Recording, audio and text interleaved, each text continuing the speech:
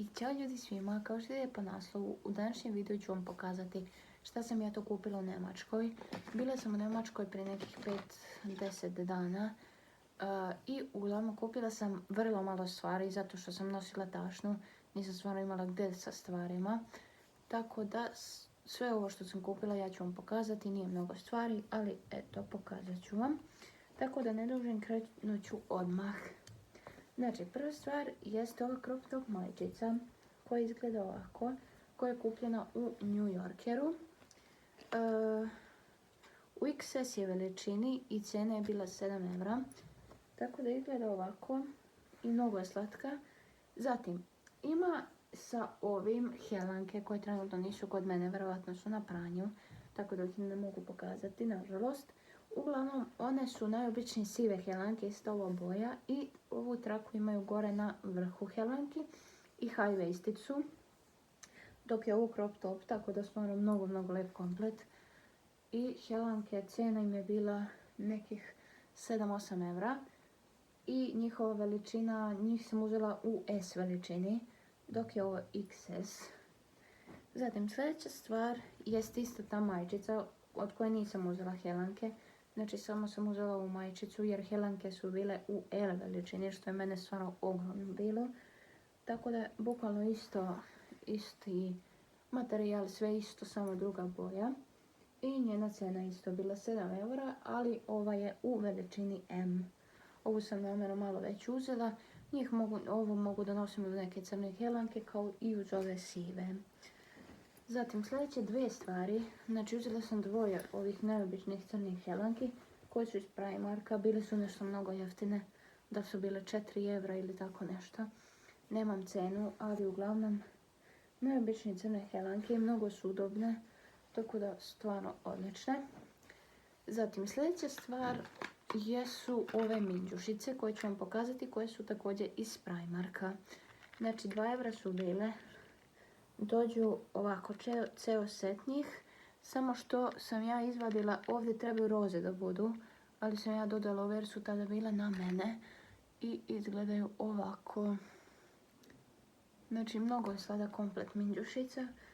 Ima boja ova neka, kako da nazovem, neka silver boja, bela i roza.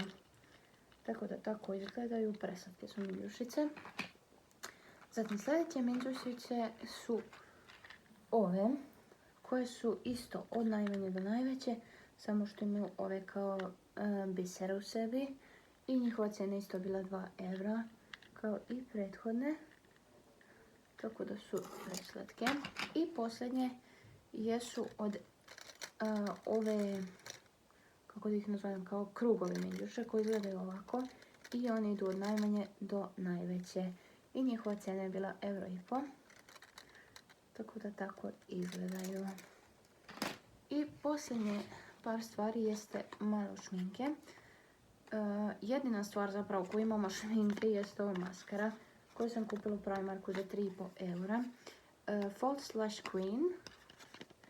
Znači tako izgleda maskara i kao piše da treba 95% kao da se primijeti razlika između običnih trepavica i kad stavite ovu maskaru. Stvarno ne znam, nisam je probala. Niti sam je zapravo otvorila još uvijek. Tako da sad ću je sa vama otvoriti na kameri. Ako se ovo bude moglo uopšte otvoriti. Sada ću otvoriti sa vama na kameri. Mene baš zanima kako izgleda. Uglavnom dobro. Ovako maskara izgleda. Tako da svakako kada je probam ja ću reći kakva je. Uglavnom to bi bilo to što se tiče nje. I posljednje 4 stvari jesu labela za usne, izvinjavam se.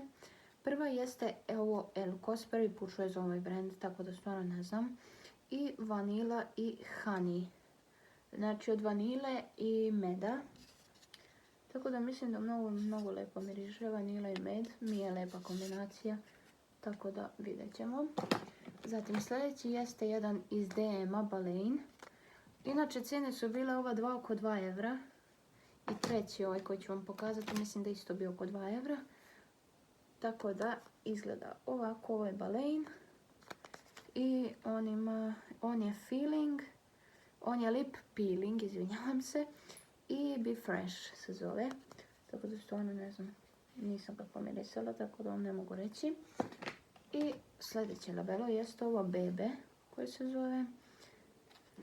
I ovako izgleda, on nema neki miris, mislim da je ovo običan proizvod za usne. Tako da izgleda tako. I posljednje labelo koje sam uzela jeste ovo Carmexovo. I njegova cijena je bila oko 4 do 5 evra, tako nešto, nisam sigurna. Tako da izgleda tako, Carmex labelo. I ljudi, to bi bilo to što se tiče ovog videa.